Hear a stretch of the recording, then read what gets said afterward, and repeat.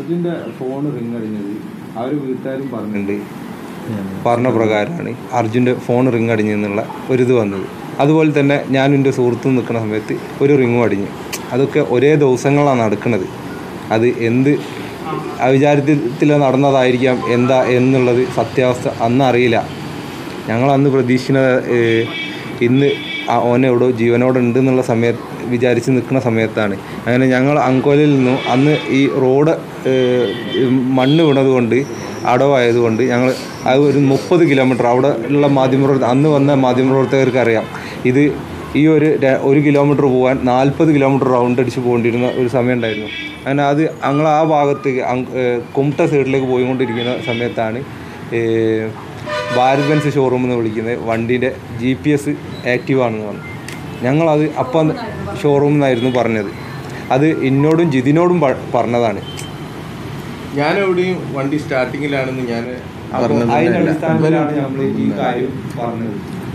അത് കഴിഞ്ഞ് നമ്മൾ മാധ്യമപ്രവർത്തകരോടൊക്കെ പറഞ്ഞ് ഒരു 2-3 ദിവസം കഴിഞ്ഞപ്പോഴാണ് ഇതിനൊക്കെ അതായത് ഈ GPS കാര്യമൊക്കെ വന്നത്. അതൊന്നും ഇപ്പോൾ നമ്മൾ ഈ വിഷയത്തിൽ അതായത് ഞങ്ങളിതിൽ ഒന്നാമത്തെ വിഷയം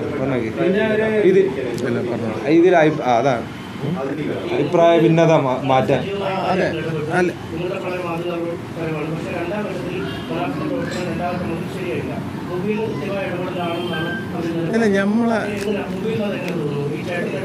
അല്ല ആരും ഇപ്പോൾ നമുക്ക് ഈ വിഷയത്തിൽ ആരും നമുക്കിപ്പോൾ ഇത് ഞങ്ങൾക്ക് അർജുനൊപ്പം ലഭിച്ച് ഞങ്ങൾക്ക് എന്ന് പറഞ്ഞാൽ ആ കുടുംബത്തിന് അർജുനെ ലഭിച്ച് ഇനിയിപ്പോൾ നമ്മൾ ഇത് അവർ ചെയ്ത് ഇവരെടുത്ത് നമ്മൾ പറയേണ്ട ഒരു ആവശ്യം ഇവിടെ വരുന്നില്ല എന്നാണ് ഞാൻ മനസ്സിലാക്കുന്നത്.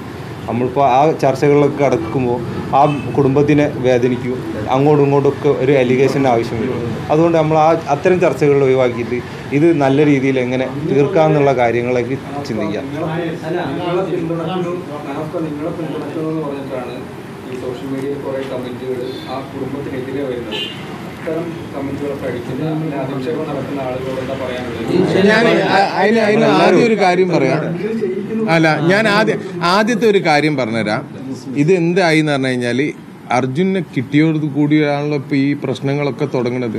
അർജുനെ കിട്ടുന്നതിന് മുമ്പേ യാതൊരു പ്രശ്നങ്ങളില്ലേനും ഇത് ആദ്യമായിട്ട് അർജുനെ കിട്ടി അർജുനെ ഹോസ്പിറ്റലിലേക്ക് മാറ്റിയോട് കൂടിയിട്ട് എന്ത് സംഭവിച്ചു എന്ന് പറഞ്ഞു കഴിഞ്ഞാൽ പിറ്റേ ദിവസം രാവിലെ 5 എന്താ പറയുക ലോറി ഉടമ എന്ന് പറഞ്ഞിട്ടുള്ള ഒരു കൺഫ്യൂഷൻ സംസാരം വന്നതാണ് ആദ്യത്തെ ഒരു പ്രശ്നം. ലോറി ഉടമ മുബീനാണ്. അത് പറഞ്ഞത് എങ്ങനെയാണ്, മനാഫ് എന്ന് പറഞ്ഞ ആളല്ല ലോറി ഉടമ, ഒരു മുബീൻ എന്ന് പറഞ്ഞ ഒരാളാണ്. മുബീൻ എന്ന് പറഞ്ഞ ആളാണ് നമ്മളെ സഹായിച്ചത്. അങ്ങനെയൊക്കെ എന്തോ ഒരു വർത്തമാനം പറഞ്ഞു.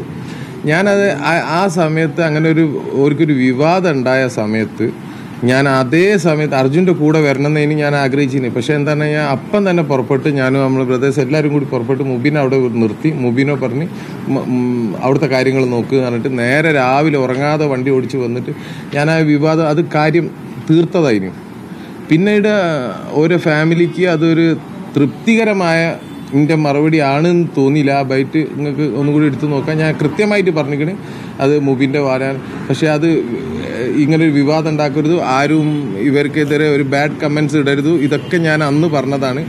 പിന്നീട് അതെന്തായെന്ന് പറഞ്ഞാൽ അവർക്ക് അതും തൃപ്തികരമല്ല എന്ന് പറഞ്ഞിട്ട് രാത്രി ഞാൻ വീണ്ടും പോയി ഒരുപാട് ചാനലുകാർ അന്ന് രാത്രി വീണ്ടും വിളിച്ചു വരുത്തി. ഞാൻ വീണ്ടും വ്യക്തമായിട്ട് പറഞ്ഞു ഇത് മുബീൻ്റെ വാഹനമാണ്. ഇതിപ്പോൾ മുബീൻ്റെ വാഹനമോ എൻ്റെ വാഹനമോ അത് നമുക്കൊരു പ്രശ്നമല്ല. ഓൻ്റെ അനിയനാണ്, എൻ്റെ മൊത്തം സ്വത്ത് എനിക്ക് എഴുതി കൊടുത്താലും ഒരു കുഴപ്പമില്ലാത്ത കേസല്ലേ.